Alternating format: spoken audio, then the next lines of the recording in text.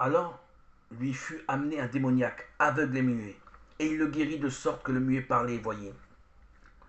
Son pouvoir sur le démon est immédiat et total, d'où l'explosion admirative de la foule. Serait-ce le fils de David?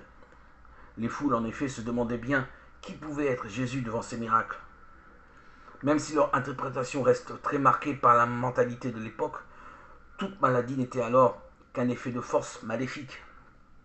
Et Jésus se contente de guérir sans essayer de changer les mentalités.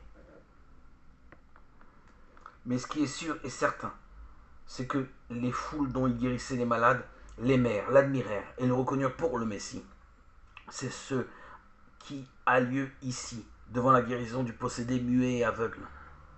Aussi, le développement logique du récit de l'expulsion de ce démon se trouve-t-il bien marqué dans le texte de Matthieu. Alors lui fut amené un démoniaque aveugle et muet, et il le guérit de sorte que le muet parlait et voyait. Matthieu 12, verset 22.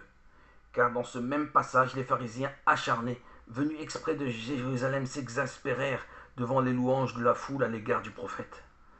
Cette influence les vexe et les agace, car elle ruine leur propre influence. Aussi leur opposition et leur hargne à l'égard de Jésus n'est-elle en droite ligne de l'admiration des foules. Et toutes les foules stupéfaites disaient, serait-ce donc là le fils de David? Matthieu 12, verset 23. Cette allusion au Messie les irrite à tel point que, par dépit, ils attribuent la guérison du possédé à Belzéboul, prince des démons, et venimeux, sortent leur rosserie dédaigneuse, ce qu'entendant les pharisiens dire, celui-là ne chasse les démons que par Belzéboul, prince des démons, Matthieu 12, verset 24. La sagesse des réponses de Jésus leur montre que tout royaume divisé fût celui de Belzéboul est voué à la ruine. Lui d'ailleurs gardera l'amour enthousiaste de la foule. Si bien traduit par l'exclamation de la femme au verset 27. Bienheureux le ventre qui t'a porté et les mamelles que tu as sucées. Luc 11, verset 27. Si Jésus témoigne ici d'une liberté d'esprit et de parole absolue vis-à-vis du démon, à tel point que les pharisiens parlent à son sujet de connivence avec Belzéboul, c'est bien que le fort a trouvé plus fort que lui.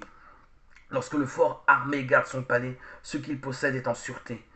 Mais qu'un plus fort que lui survienne et le vainque, il lui enlève tout l'arsenal où il mettait sa confiance et il distribue ses dépouilles.